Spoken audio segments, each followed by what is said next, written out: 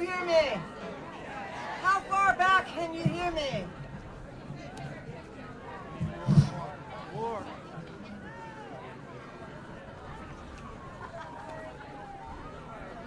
We're going to start, and we know many more people are coming, which is wonderful. Welcome.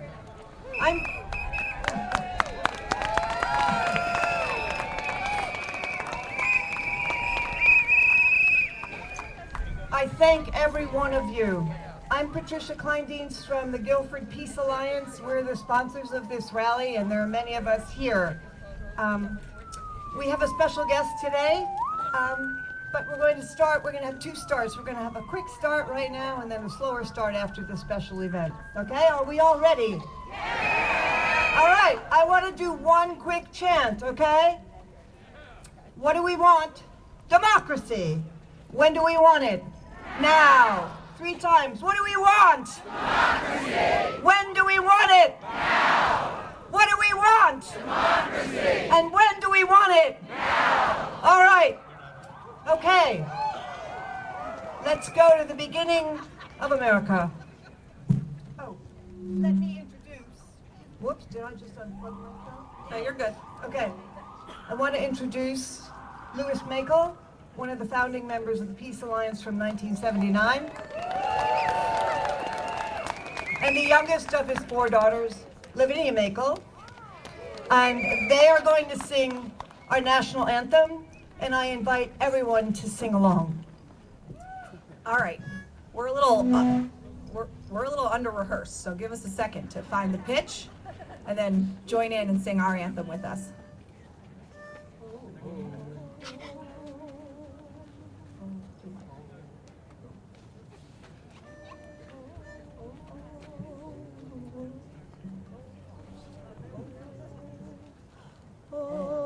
Say, can you see by the dawn's early light what so proudly we hailed at the twilight's last gleaming, whose broad stripes and bright stars through the perilous night o'er the ramparts we watched were so gallantly streaming, and the rockets' red glare, the bombs bursting in air, gave proof through the night that our flag was still there. Oh, say does that star-spangled banner yet wave for the land of the free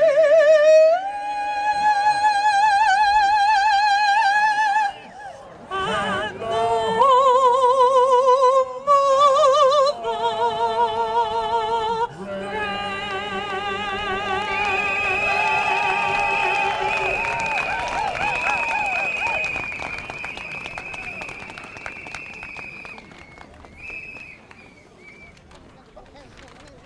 Thank you. All right. We have a very special guest to start us off, Lieutenant Governor Susan Bysowitz. Known as a change maker, Susan, lawyer and former Secretary of State, has served as Lieutenant Governor of Connecticut since 2019. Let's give her a rousing welcome. Thank you so much. Good morning, Guilford. Thank you so much for coming out, for standing up, for speaking up. This is so very important. But let's be honest, ladies and gentlemen, we are here today because in 2024, only 50% of us showed up to vote in our national election.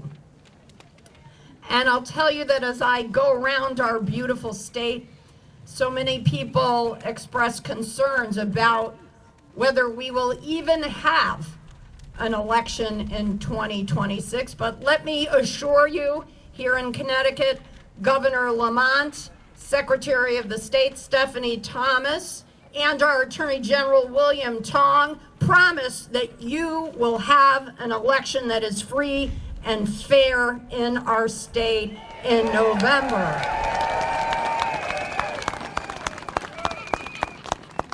But it's going to take all of us to make sure that that happens.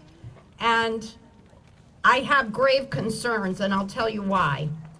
True story, June 14th of last year, my friend Mike Paul in Manchester organized a rally just like this one, a No Kings rally.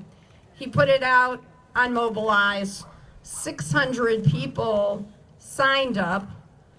Another 500 showed up. But what he did was he took the time to look at the 600 people who showed up to see if those folks had voted in our last local election. And sadly, here's the answer. Only 200 of the 600 showed up, right? So that is our challenge. And I know you might be thinking, I always show up.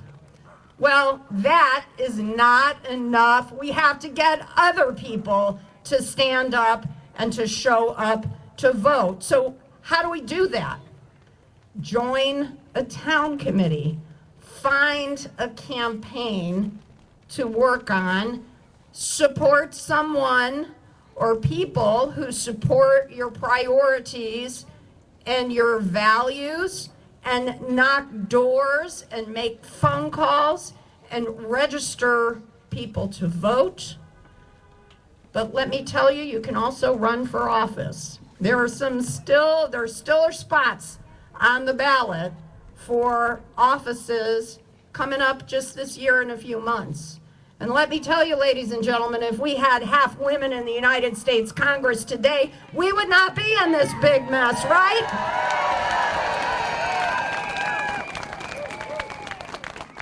So I'm going to share with you a story of patriotism and also a story about a fight for democracy that gives me hope that we can fight tyranny. And here it is. So I come from a proud immigrant background. Do you have a proud immigrant background? Well, so do I. So both my grandparents on both sides, my 4 grandparents, came from somewhere else. They came from Poland and Greece. And I have had 12 aunts and uncles. 6 of the 12 fought in World War II. And they joined 16 million ordinary Americans who decided to fight for our freedom and our democracy. And ladies and gentlemen, those immigrant, many of them were immigrant kids, like my aunts and uncles, who came from factory towns and farm towns all across America, and they fought fascism and Nazism and tyranny, and they won. And here we are, ordinary people who can do the same thing, except the battlefield is in a different place. Our forebears went to Europe or to the Pacific to fight. Well, our battles are right here in our streets, in our own communities, and in our state and across this country. And are we ready to fight back? All right. Well, the governor and I are so proud to stand against tyranny every day to fight against the intrusions on our rights and our liberties. And I want to take a picture to send to President Trump because, Mr. President, this is what Connecticut looks like. Is this what Connecticut looks like? So after me, this is what Connecticut looks like. This is what Connecticut looks like. This is what America looks like. Ladies and gentlemen, this is what democracy looks like. Let's go get them. Thank you so much.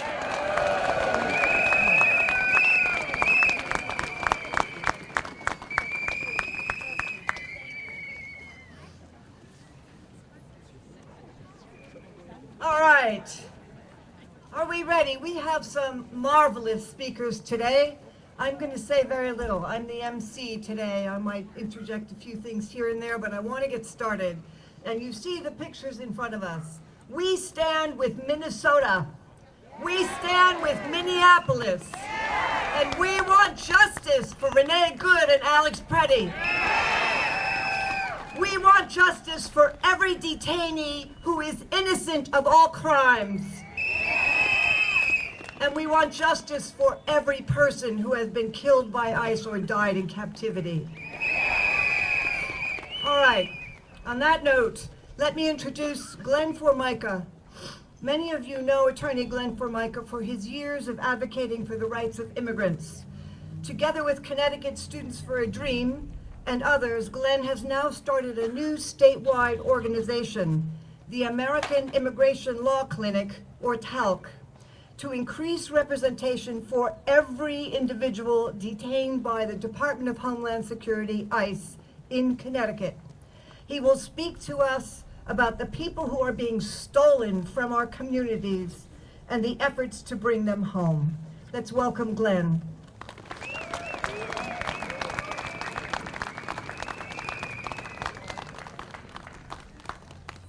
Wow, this is an incredible crowd this year. Before I speak about immigration, I just want to take half a minute just for everyone to appreciate where we were standing this time last year, right? Look at us now. And I imagine next year, they're going to be spilling over into the street. Really. A year ago, when you were still under the shock and awe of a crazy election, at least these folks stood up. You all showed up, and thank God you never shut up, and you'll never stop shutting up until he's gone. And I don't need these handmaids to tell me who he is. Where did they go? Ah, they're gone. Look, I never thought that at this point in my life, in my career, I'd be living in this country, and I frankly never thought it would ever turn to this with immigration. There was always that seesaw with immigration. We love immigrants, we hate immigrants, we love immigrants. And then we lost our mind, or the president lost his mind. But we didn't. Is this where it goes, woo? Okay. Can you now hear me back there? Good. I think I need technical assistance. Is that better? All right. So we need a plan for the next year before we're back here in 27. Let me tell you what we've done so far. Many of you showed up at the courthouses, and guess what I just heard this morning in my news feed? They may have made a legal mistake on the authority to arrest people at the courthouses. Can you believe that? And I know many of you were right there with a lot of my clients as they were going in trying to get their day in court. Innocent until proven guilty, in a full due process. I mean, the president asked for due process when he had his day in court, and ICE didn't take him away.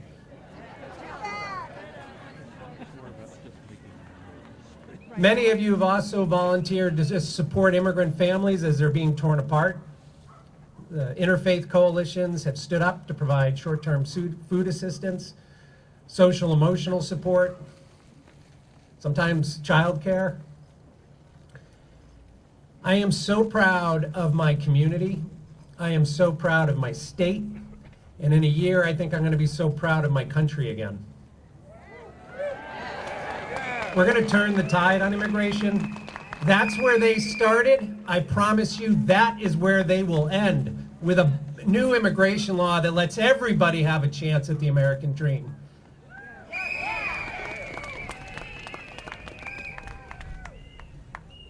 Let me just tell you, with the American Immigrant Law Clinic, I never thought I would, at this stage, as I said earlier, I never thought I'd be here, but I never thought I'd be trying to work with others to stand up a legal nonprofit. And today, Lauren Peterson, who's here from Haddam. By the way, Lauren, this is my town. Where's Lauren? She's up there. I've been bragging about my town for years, and now people are seeing why. With Lauren and other attorneys, we are promising to try and give every immigrant who is detained by ICE at least a shot at bond. That's a huge undertaking. That's a tall promise. We're trying to fulfill it. We're just getting started now. You know, everybody showed up, the lawyers lined up, and I have been overwhelmed with the number of lawyers who have been emailing me and showing up. They're coming with us to prison visits. They're learning immigration law. They're doing things that they never thought they'd be doing in their career, because they know that immigration, this is the line in the sand for us. When they start with immigrants, they start with coming for us, because we are a country of immigrants. We will always be a country of immigrants. And if we ever survive this, and we will survive this, we will be a country of immigrants again. Everything we have, thank an immigrant. Frankly, thank yourselves, because you're all immigrants. I'm going to leave you with this. A year from now, we will have seen the midterm election. I have nothing but hope. This snake that is, the MAGA movement is now eating its tail. The snake is eating its tail.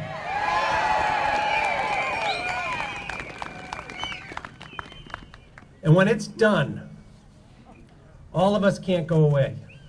It isn't time to sit down again. You're going to have even more work to do. You think you're busy now? Wait until we've won and we're building the new America. Just think about that. Are we going to have an unrestricted presidency again? Are we going to have a national police force that wears masks and steals people from the homes, blocks people from their courts? We're never going to sleep again. We're never going to sleep again.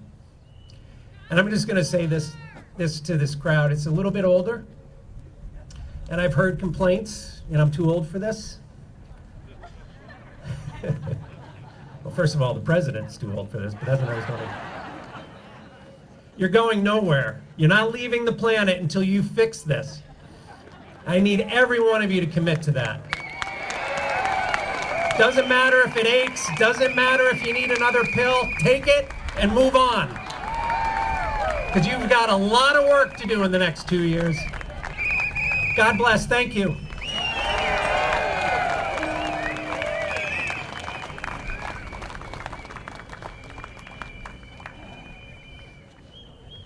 Thank you, Glenn.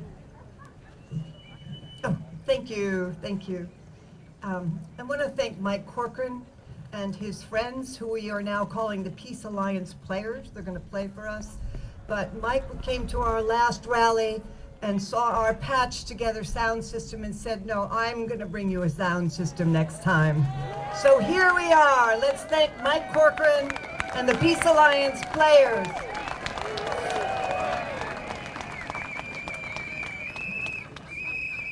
Glenn's point is well taken. We are the cleanup crew. We are the resistance. We are America. We are democracy. And we are, most of us, the grandchildren of immigrants, and a lot of us, like me, the children of World War II veterans. We've been around. We know what history is about. And we are never going to put up with this again. The oligarchs have got to go.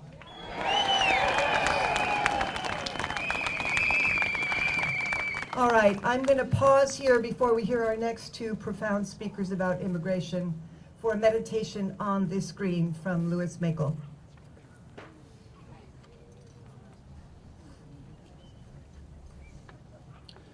Good morning. This green, surrounded by churches, is itself a church. Our church. At 11 o'clock on every Saturday since 1979, it has been our prayer for an America without war and an America without poverty.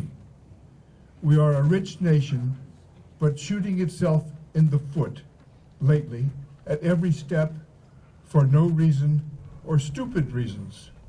Or, most stunningly, to postpone our president's trip to jail for decades of pedophilia.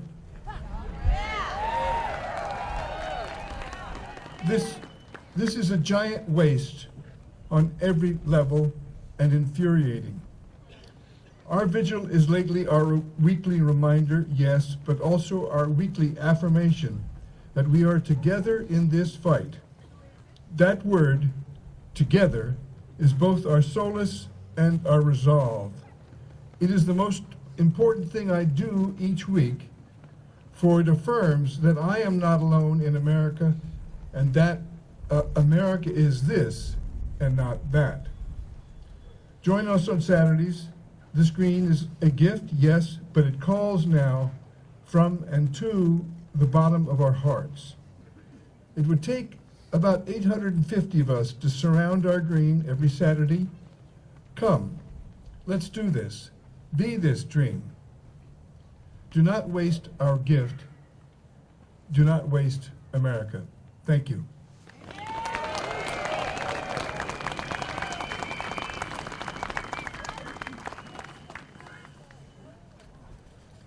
Bear with me one moment. Areshta?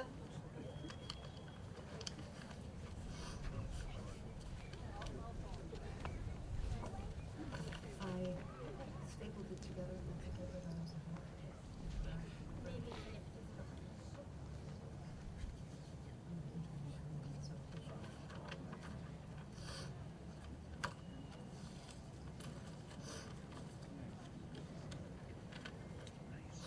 I do have one quote to give you before we hear Fareshta Ganjavi speak.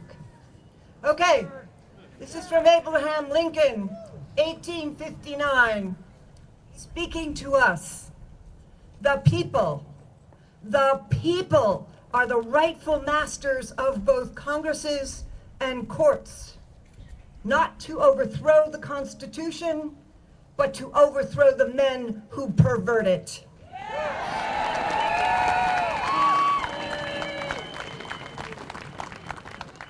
All right. Our next speaker is Fareshta Ganjavi. Inspired by her journey as a refugee from Afghanistan, Fareshta founded Elena's Light, an organization dedicated to providing education, health, and empowerment programs for Afghan and immigrant families. Please give Fareshta a warm welcome.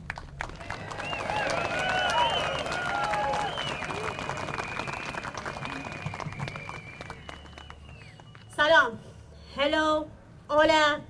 I don't know any other languages. So happy to see you all here.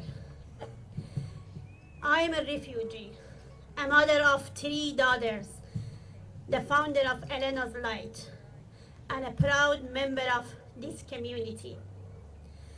Standing here today means a lot to me because I did not grow up in a place where ordinary people could gather freely like this, where people from different backgrounds, different beliefs, and different stories can stand together and speak about the future they want. Today we are gathered for No King's Day. For many people, that phrase is about history. It reminds us of a powerful idea that power should not belong to one ruler, but should belong to the people.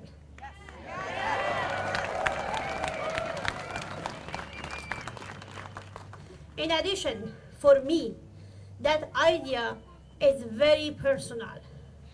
I grew up in a place where power was often controlled by a few, and I saw how that affected everyday life, especially for women and girls. When I was young, I loved school. Learning felt like a freedom to me. But one day I was told I could no longer continue my education. Not because I didn't want to learn, but because systems and rules decided that my opportunity could be taken away. I remember walking home with tears in my eyes, feeling like my dreams were suddenly getting smaller. But when I reached home, my father looked at me and said something that changed my life. He said, "We will find another way." And he did, with making a fake ID for me.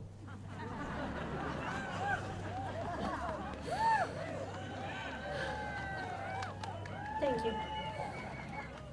He believed that my future should not be decided by one rule, one system, or one voice. Years later, I came to United States as a refugee. Like many refugees, I arrived with very little and without knowing what the future would look like for me. But what I discovered here was something powerful: community. Neighbors helping neighbors, teachers helping students, communities welcoming families who were starting over. Thank you.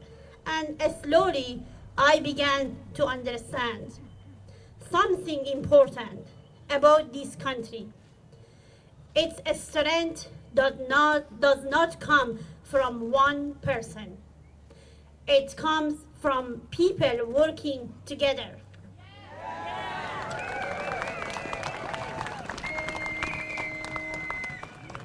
So, let me ask you a question. Who holds the power in a democracy? I can't hear you. Yes, the people. And the people includes everyone: immigrants, refugees, workers, parents, mothers raising daughters who deserve a better, brighter future.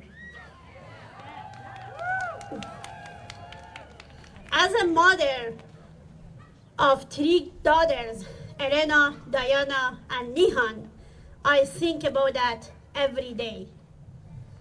I want my daughters to grow up understanding something very important: that every voice matters, and that leadership is not about power over the people, but responsibility to the people.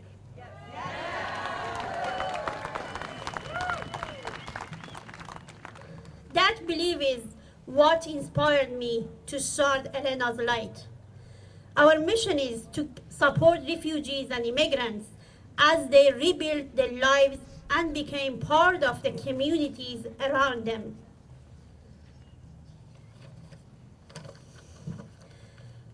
Over the years, we have worked with thousands of people here in Connecticut, and I have seen something beautiful happen again and again. A woman gets her first driver license. A mother finds her first job. A family moves into their first home. A young girl walks into school full of hope for the better future. That these moments may not make headlines, but they represent something powerful, the strength of community. They remind us that progress happens when people lift each other up, not when power belongs to only a few. And that is why gathering like this today is matter so much. Not because we all agree on everything, but because we believe in something bigger than ourselves. We believe communities are stronger when people participate, when people care, and when people showed up. And that is exactly what you are doing today.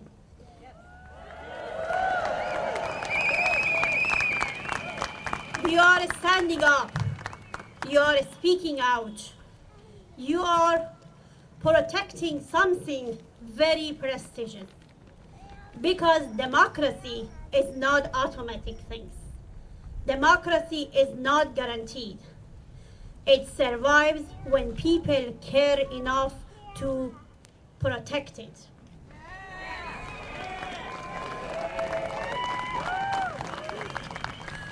So let me ask you some other questions that I know you know the answer. Do you believe in freedom? Yes. Do you believe in justice? Yes. Do you believe in democracy? Yes. Thanks for being here.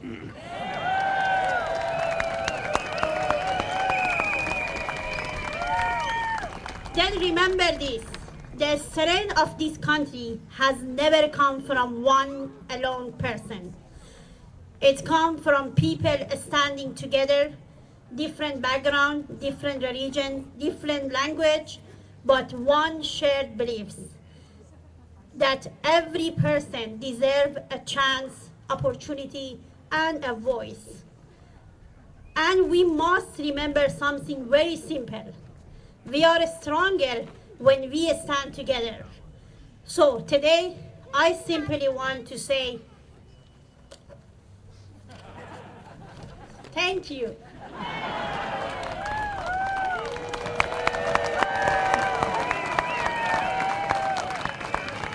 Thank you so much.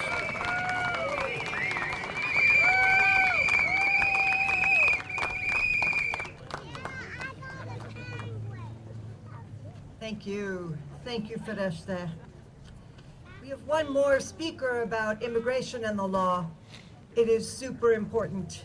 As you probably know, there are more than 70,000 people in concentration camps in the United States of America. They are treated worse than people who've been convicted of a crime and are serving time in prison. Some of them are denied Bibles when they ask for them. Many of them are denied medical care. Sometimes women in labor are kept from having the help they need to give birth. This is criminal, it's insane. It is not America, and it must come to an end. All of those people must be free, they must have due process, there must be a path towards citizenship.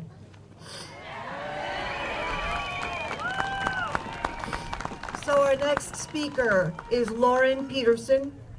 As the Deputy Director of the Legal Department of IRIS, Integrated Refugee and Immigrant Services, for 8 years, Lauren Peterson led IRIS's effort to obtain permanent immigration status for over 600 Afghan refugees, evacuees. In 2025, Lauren left IRIS to start her private practice and found Pavilion Immigrant Assistance, a nonprofit that provides green card services to refugees and asylees. She also provides emergency removal defense to detained immigrants through TALC, the organization Glenn Formica has founded with others, the American Immigration Law Clinic in New Haven. Let's welcome Lauren and hear what she has to say.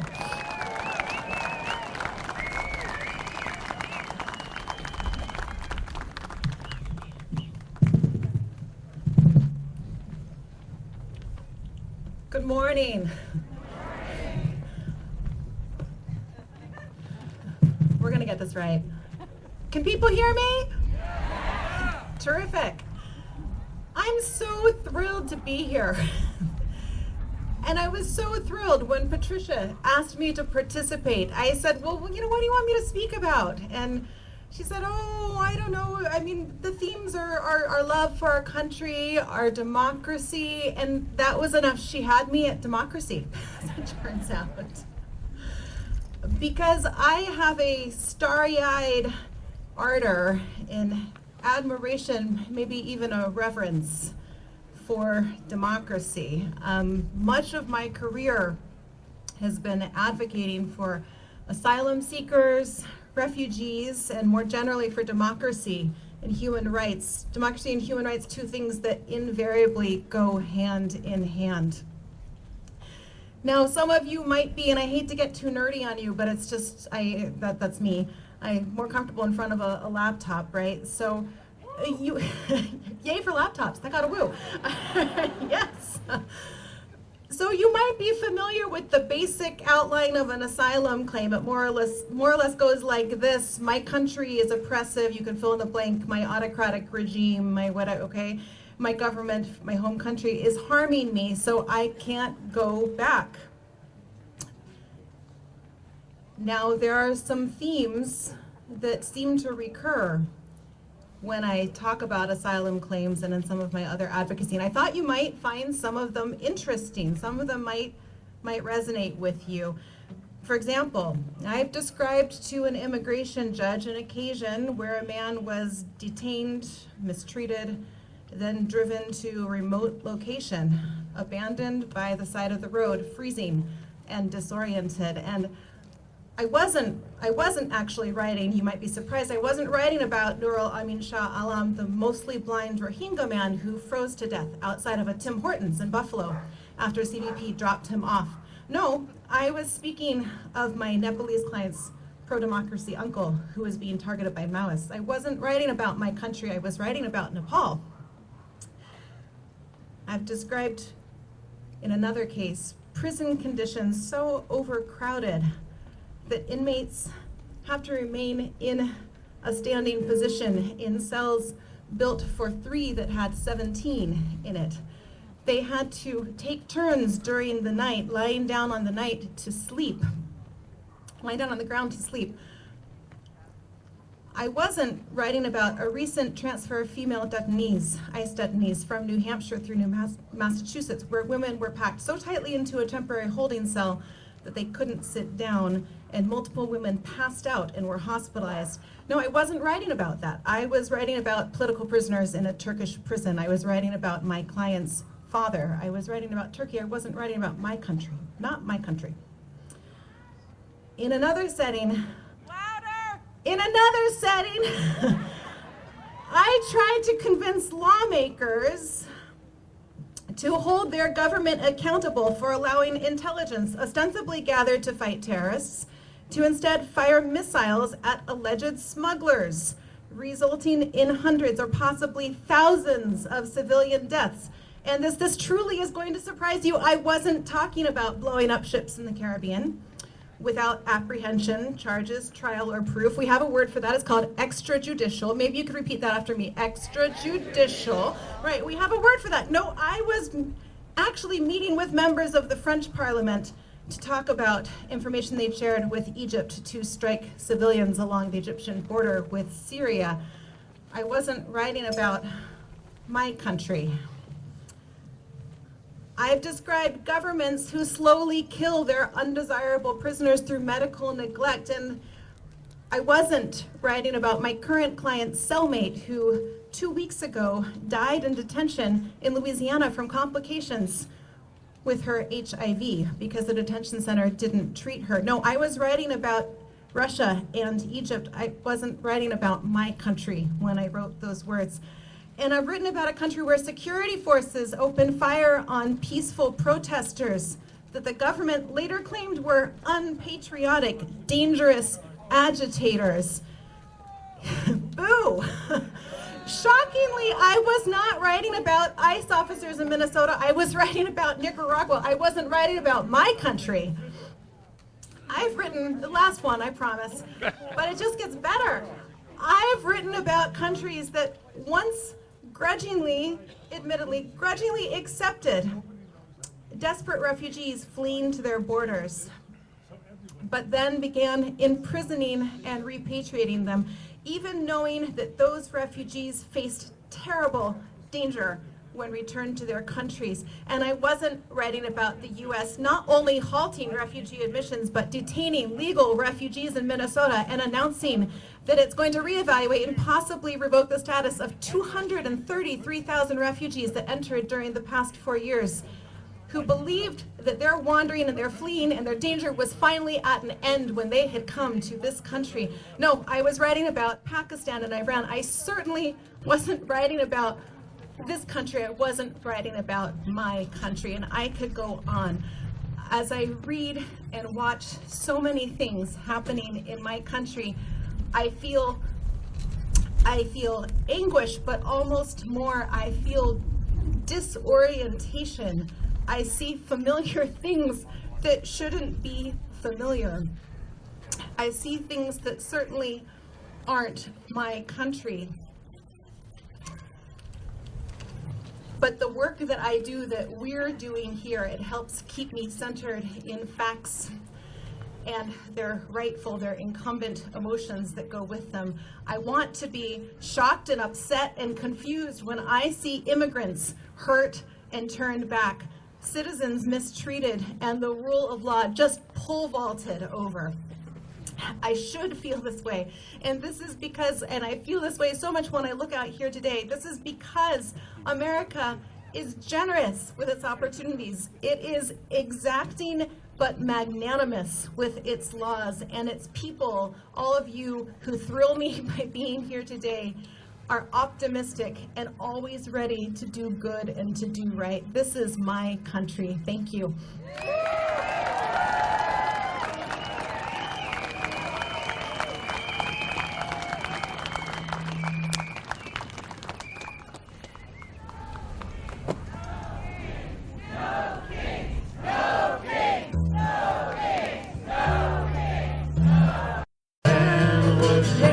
For you and me, I was walking on a ribbon of highway. I saw above me an endless skyway.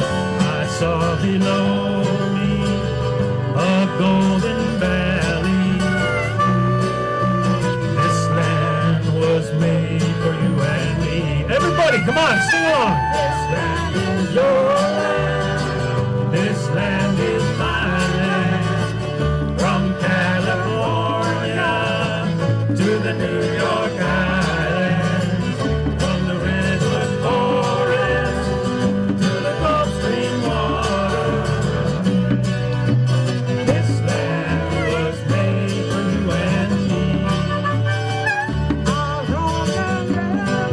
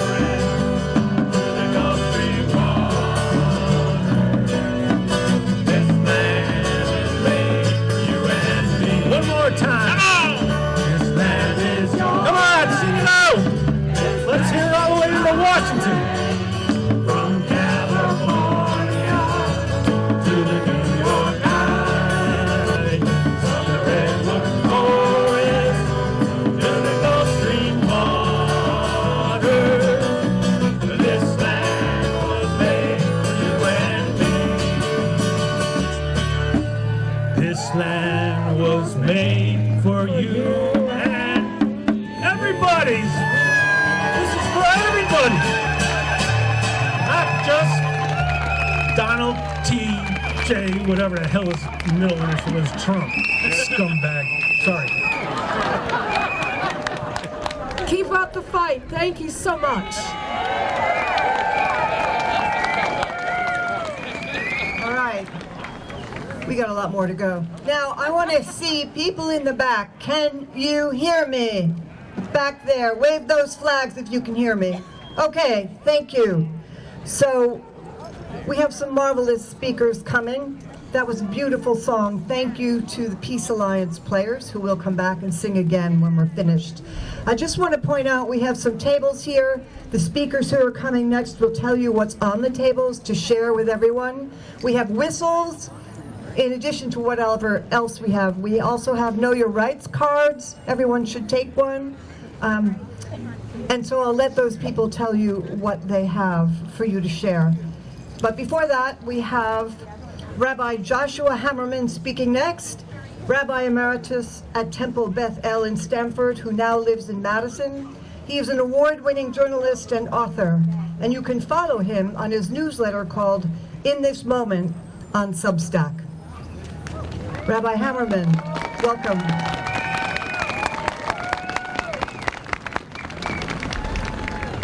I'm just so honored to be here as a recent immigrant to the shoreline. And I've been welcomed beautifully. I didn't need my passport. It was great. And I felt an obligation to be here as a rabbi, even though it is my Sabbath, in the wake of recent hate-based attacks, especially on people of faith, in their places of worship. There's never been a greater need to come together.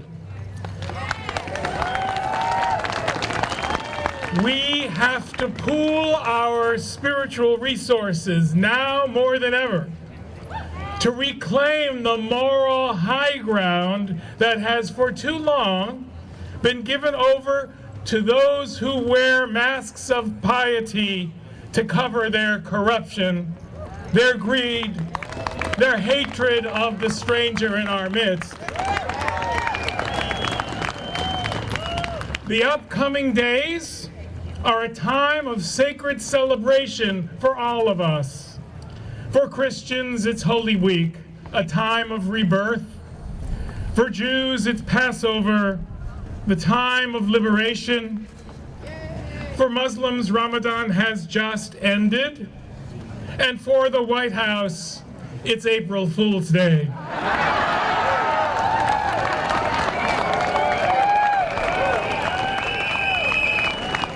They love to play us for fools, to fool us once, fool us twice, fool us every day. That's especially true when they clothe themselves in false piety. Yes, this regime uses religion in the most, shall I say, god-awful ways. They use religion to divide and torture. We use religion to unite and nurture. They use religion to stoke fear and resentment. We use religion to promote coexistence and contentment. They use religion to incarcerate children. We use religion to embrace the stranger. They use religion to trivialize mass carnage and war, turning it into a video game. We use it to proclaim that all human beings are created in God's image. They quote chapter and verse to justify their inhumanity. We quote the Bible to affirm our resolve. My favorite verse right now is Psalm 109, verse 8. Look it up. Yiyu Yamav Atim Pekudato Yikach Acher. May his days in office be few. May another take over his position.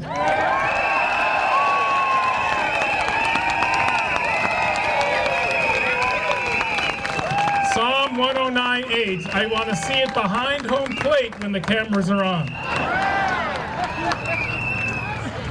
Something remarkable is occurring right now. Religion is making a comeback. Not the fake religion that justifies oppression, abuse, and discrimination, but real religion, the kind that tells truth to power, the kind that disdains corruption, the kind that provides comfort when your life has fallen apart, the kind that brings communities together to defend the weakest and most vulnerable, that picks up a neighbor's kids and takes them to school because the parents fear they will be arrested if they leave the house. We are seeing a religious revival, one keyed by the values of compassion and courage, of kindness and honesty, of trust and truth. While Trump is driving the world off a cliff, we are discovering again our moral compass.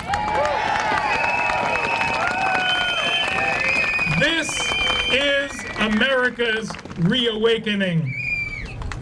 Rabbi Abraham Joshua Heschel wrote, "Indifference to evil is worse than evil itself. In a free society, some are guilty, but all are responsible."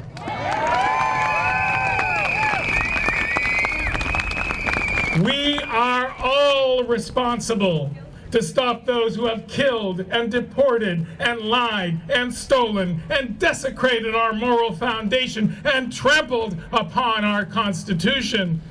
Nothing matters more right now than that we stop this evil. We cannot be distracted by all the things that could divide us. We must be united, and that's why I am here. And I have news for the man in Mar-a-Lago who calls himself God's chosen. God begs to differ.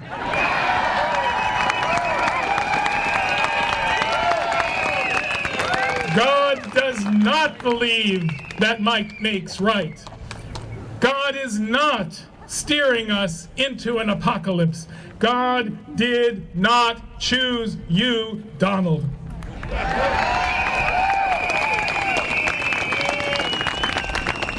In the words of one coexistence advocate, may the convergence of Passover, Easter, and Ramadan remind us that we really do belong to each other, that our diversity is part of what makes us us.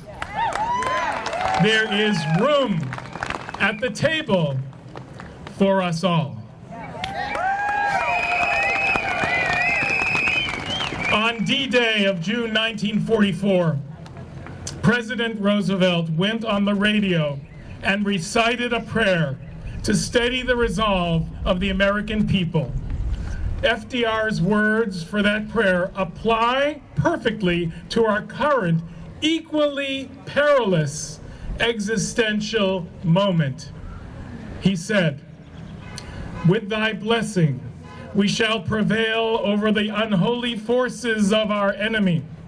Help us to conquer the apostles of greed and racial arrogancies. Lead us to the saving of our country and with our sister nations into a world of unity that will spell a sure peace, a peace invulnerable to the scheming of unworthy men, and a peace that will let all humanity live in freedom, reaping the just rewards of their honest toil. Amen."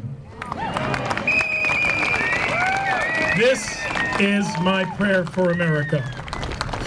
And now I want to conclude by teaching you the Hebrew words to a psalm, Psalm 133.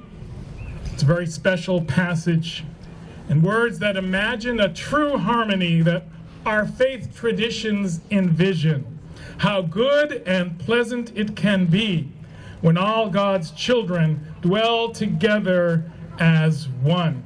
Repeat after me. Hine, Matov, Uma, Naim.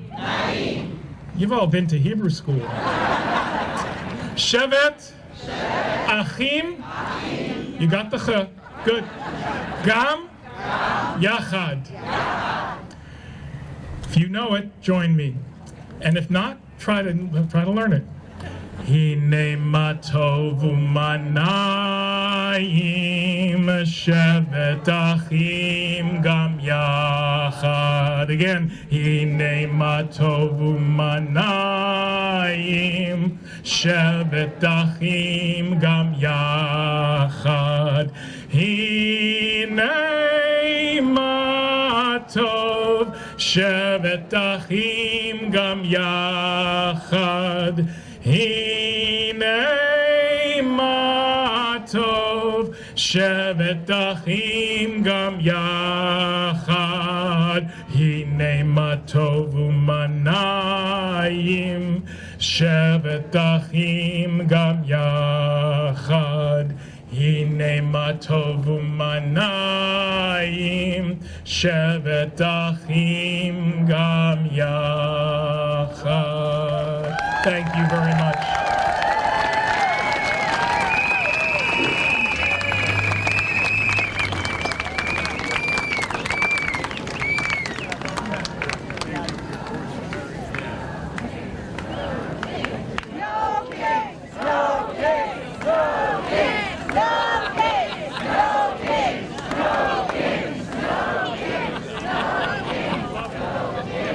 Thank you.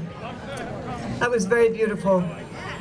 I have an announcement. Someone has found a phone with a driver's license from Sharon Elizabeth Beasley. If you are here, we have your phone and your driver's license here at the statue. If you're not here and anybody knows you, please come and get this to return. Okay, is that better? Okay, I'm going to ask Doug Clark and two more speakers, and then we're going to sing a lot. But I'm going to ask each speaker to do this, which is to get right next to this microphone. So all the way in the back, you can hear? All right. Doug Clark. Doug Clark is a volunteer conservationist and climate activist who serves on the Guilford Conservation Commission, and he has something to say to us today.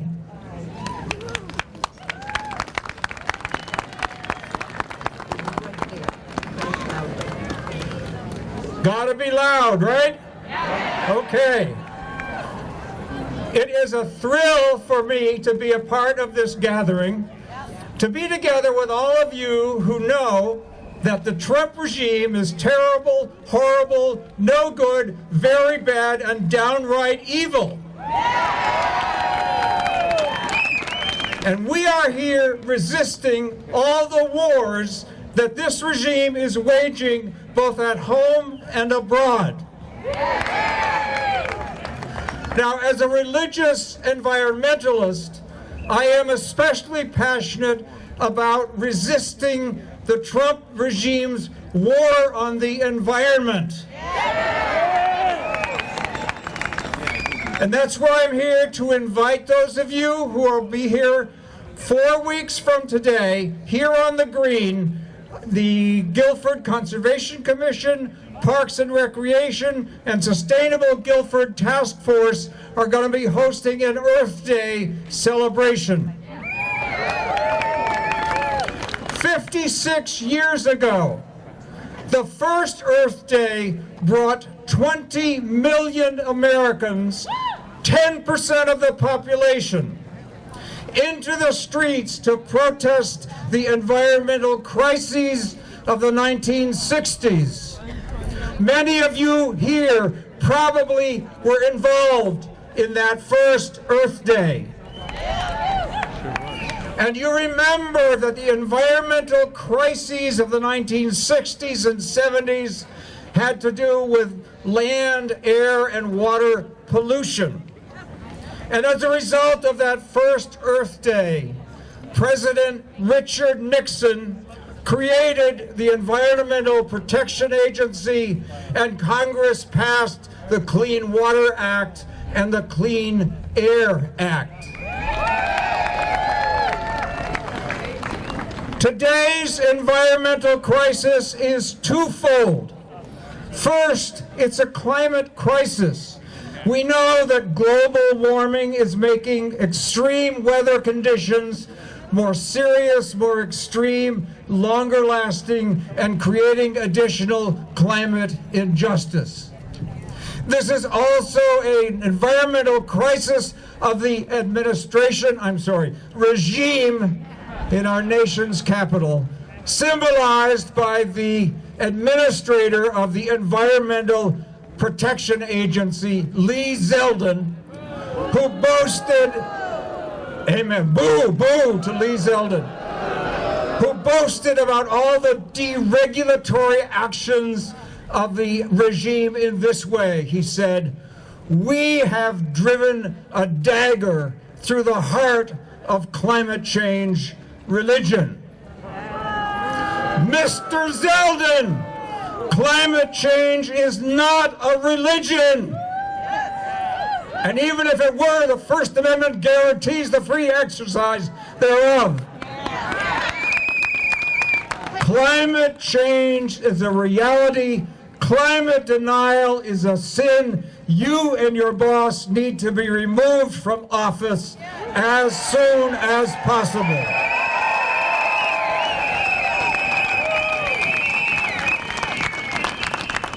So the regime is the bad news, but there's also a lot of good news on local and state levels and in the economy in general, because renewable resources are becoming more widespread, they're becoming less expensive. People are rising up, particularly here in Connecticut, to deal with the consequences and the causes of climate change. And I believe that Earth Day is another important point of resistance to the evils of this regime. And that's why, on behalf of the Planning Committee for this year's Earth Day, I want to invite you to come here to the Green 4 weeks from today on Saturday morning, April 25th, from 11 a.m. until 2 p.m., to celebrate all the ways in which we in Guilford are responding to the challenges of living in today's climate-changed world. This is good news. And another member of the Planning Committee and I, Terry Kane, will be at the table with the great big Love Your Mother poster to answer any questions you may have. Robert Frost once wrote, "Earth's the right place for love. I don't know where it's likely to go better. Let's love our home planet every day, and especially on Earth Day."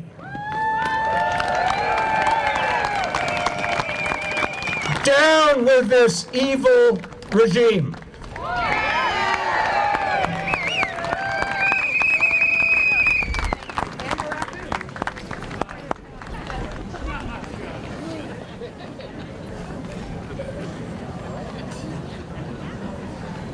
We are covering the territory of what this democracy needs and what work we are ready and willing to do. We have 2 last speakers before we sing, and then after we sing, we're going to march around the Green chanting, okay? All right. Thank you, Doug. That was very powerful and moving, and of course, it affects our life every minute of every day. Next, we have Lisa Nee, who is a board member of the East Shore League of Women Voters, a nonpartisan political organization that strives to improve our government and encourages the engagement of all citizens in decisions that impact our lives. This year, the League's goal is to increase voter turnout by 8.5 million people. The let's welcome Lisa and hear her talk to us about increasing voting and what she has on her table for us. Lisa. I'll be the loudest person here today. How many, show me your hands, are shocked that in 2026 we are still defending women's rights to vote?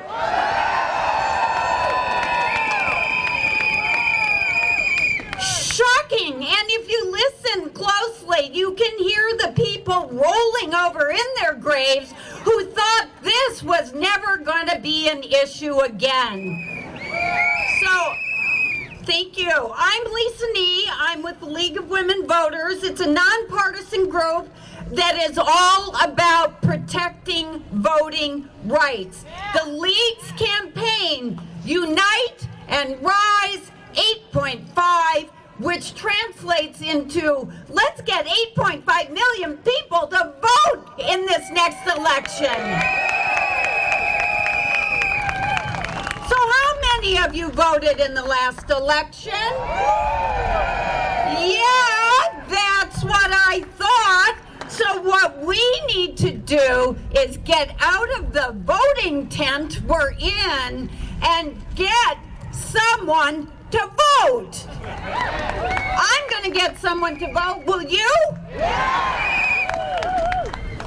Did you know, and the League is going to do this in a number of ways. Here is how the League will be mobilizing voters. Did you know the largest minority in the United States is people with disabilities? And they are the most vulnerable voters.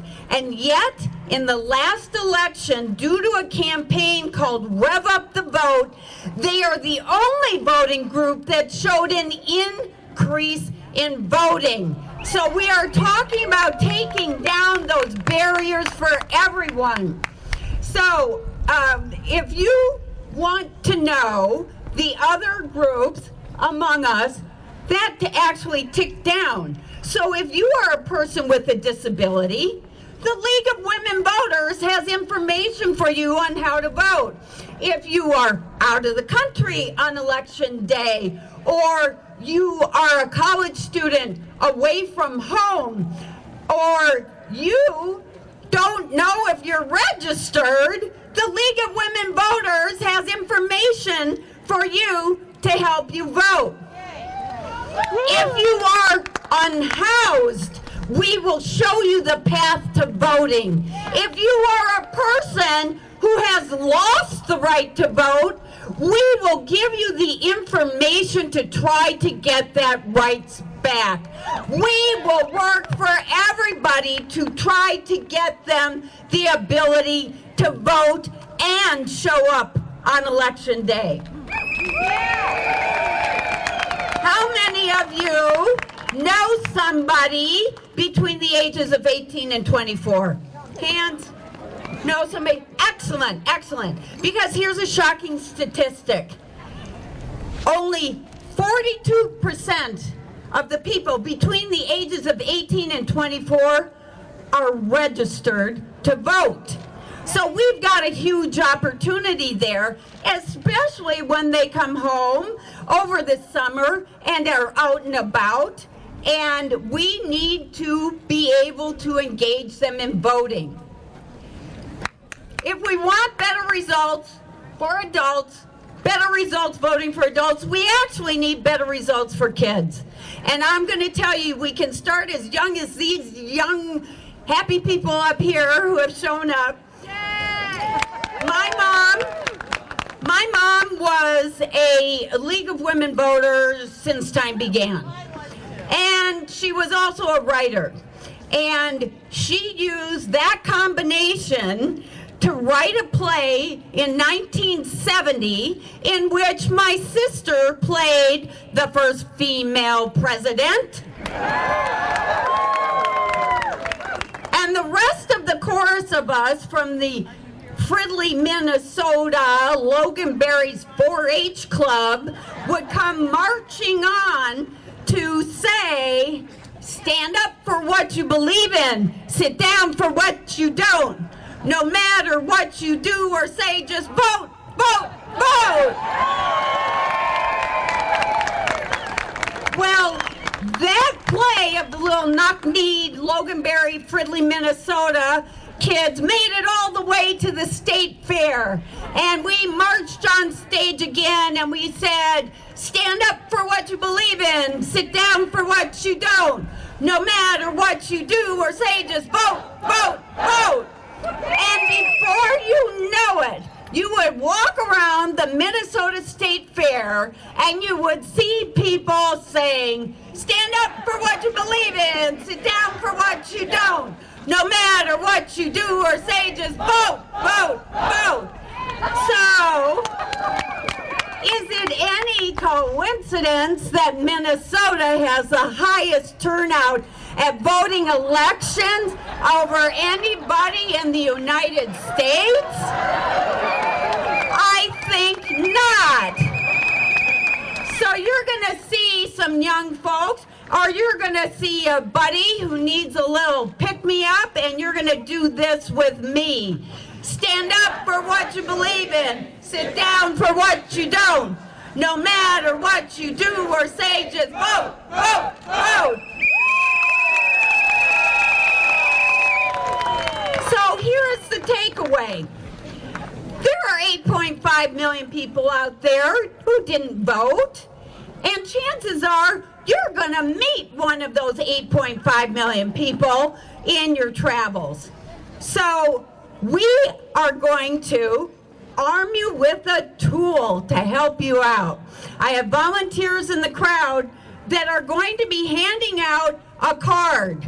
It's a nice small card because I want you to keep it in your wallet so you're ready when somebody gives you the opportunity to talk to them about voting. On one side of the card is a QR code about how to register to vote.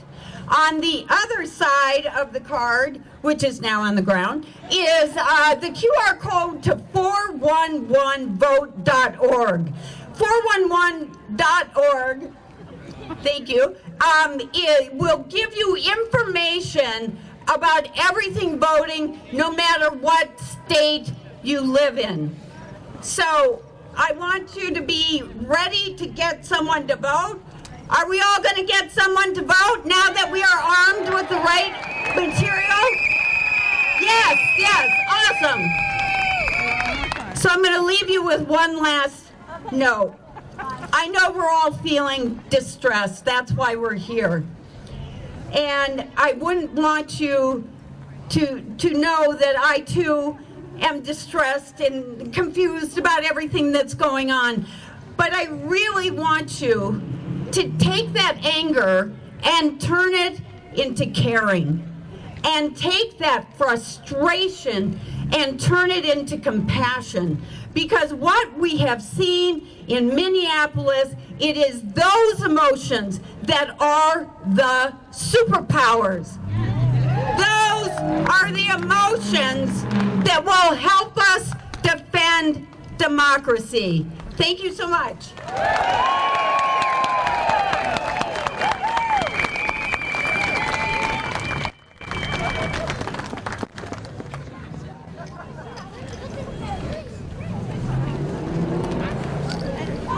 Okay, thank you so much, everybody. I want to invite everybody to move in closer for our final speaker, because after this final speaker, we are going to sing, and we're going to sing our love for America, and then we're going to march around this screen with a drum leading us, and we're going to chant.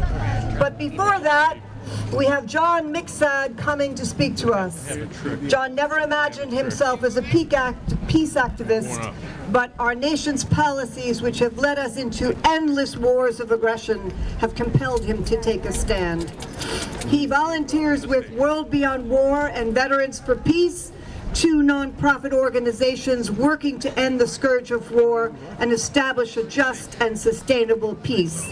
He has a table here with lots of information, and now I'm going to invite John to come and speak to you about how we can move away from a nation that makes too many wars to a nation that becomes one of the leading advocates for a sustainable peace. John?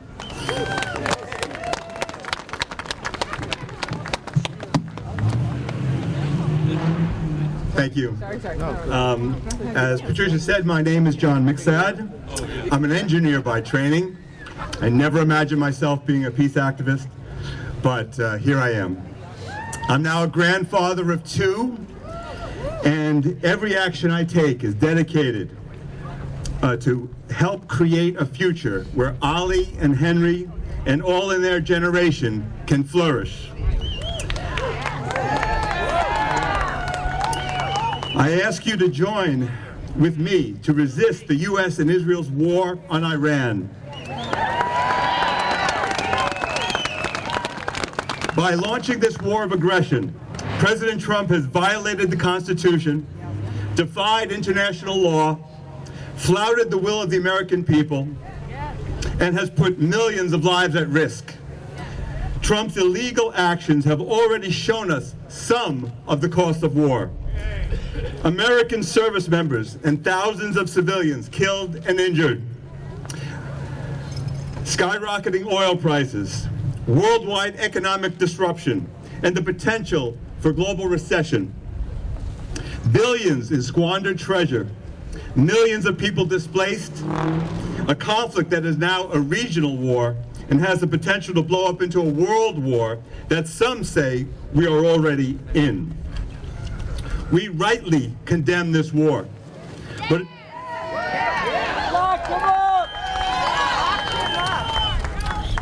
it is not enough to condemn this war.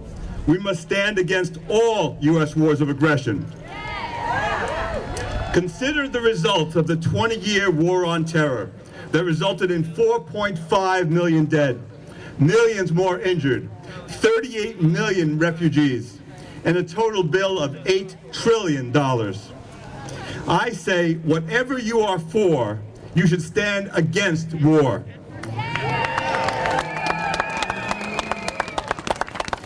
Want to support our active duty service members and our veterans? Want a more open, transparent, and democratic government?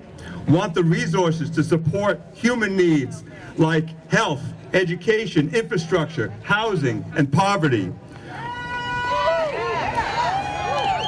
Want to reduce the plague of violence in our nation, which now includes armed, masked vigilantes roaming our cities?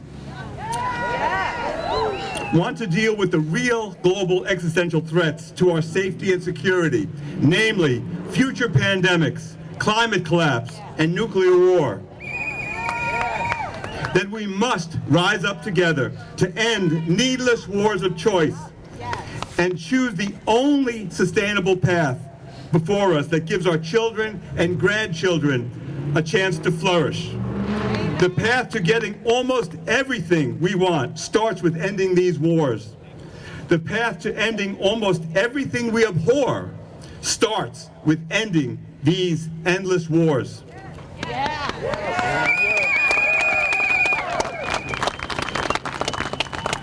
All wars kill innocents. They shatter families and orphan children. All wars breed poverty and economic devastation. All wars reduce cities and countries to rubble, forcing people from their homes and creating waves of refugees. All wars thrive on disinformation and lies. All wars erode democracy and our liberties. All wars drain national resources and squander our prosperity. All wars poison our environment. Our government is stuck in an obsolete paradigm characterized by endless conflict over land, resources, power, and ideology. Arms races culminating in mutually assured destruction, zero-sum games, and a might makes right ethos. It is therefore up to us, an activist citizenry, to take a stand.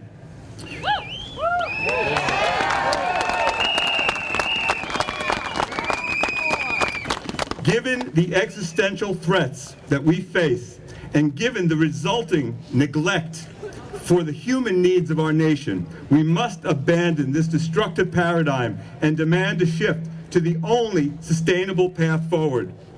Global threats require, by definition, a global response. We know this is possible. We have cooperated to eliminate nuclear testing and the number of nuclear weapons in the world. The world came together to oppose South African apartheid in the 1980s, as it now must do to end Israeli genocide, occupation, apartheid, and expansionism that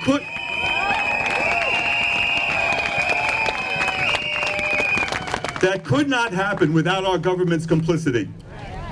The world must come together again. Martin Luther King said, "We must learn to live together as brothers and sisters or perish together as fools." The new paradigm that we need will promote dialogue and diplomacy, compromise, treaties, de-escalation of tensions, ending the second nuclear arms race that we're currently in, closing many or all of the 800 U.S. military bases scattered around the world, and decreasing the $1 to $1.5 trillion Pentagon budget while shifting our resources, talents, and focus to the needs of our people and planet.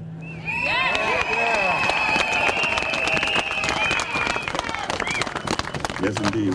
Importantly, it will also help transform our nation from empire to the republic that our founders envisioned. So yes, resist all of Trump's wars. Tell your representatives to vote against funding for this illegal war and for a war powers resolution. And resist all wars of aggression any future president concocts. We must find a path to peace. Everything we hold dear depends on it. Thank you.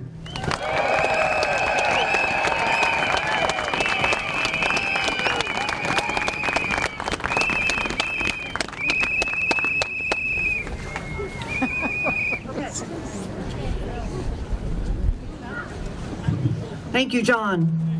All right, we're making a transition here. You've heard so much, we've taken so much in, and there's so much love here today. We're going to sing a song many of us who lived through the resistance movement of the 60s know by heart, "If I Had a Hammer." You are all invited to sing along, and then after we sing this song, Mark Dudley, the drummer, will lead us around the green, chanting and marching. All right, are you ready? Okay, the Peace Alliance players are about to sing.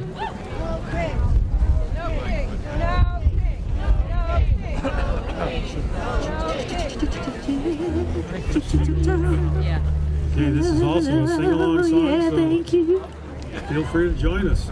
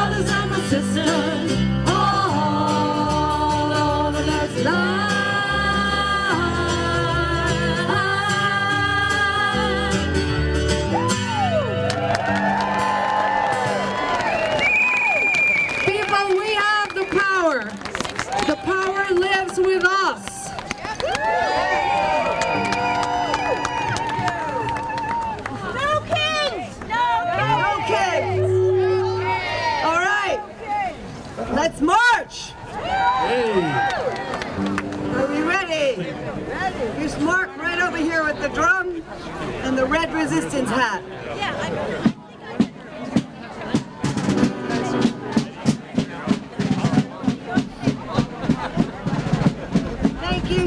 Thank you, everyone.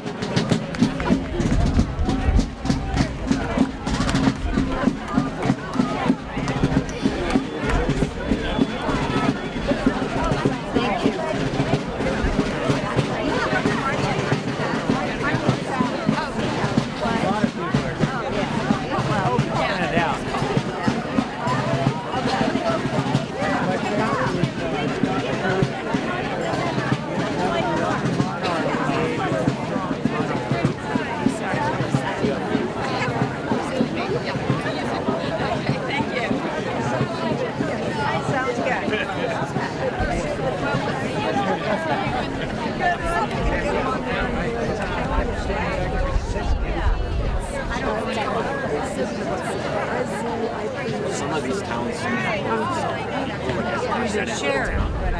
town might not have been big, but some of these towns have lost. It all depends on the weather. It's like Let's go see. No, we gotta go march. We will. It's a big crowd here.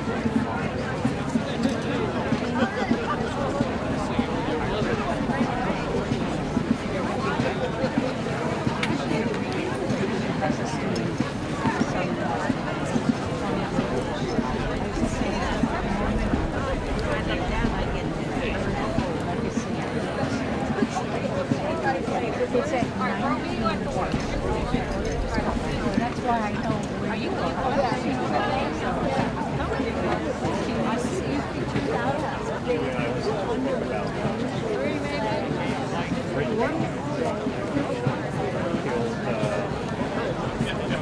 Charles. Killed King Charles, Cromwell, all that. They gave me, you know. So which table is the concert? Over here.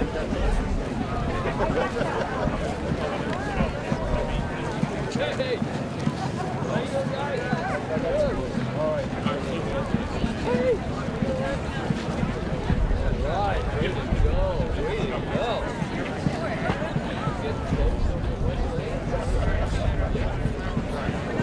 No, I had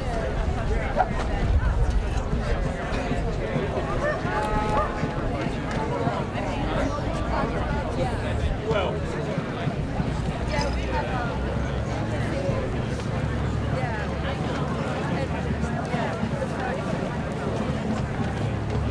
I get so much of these.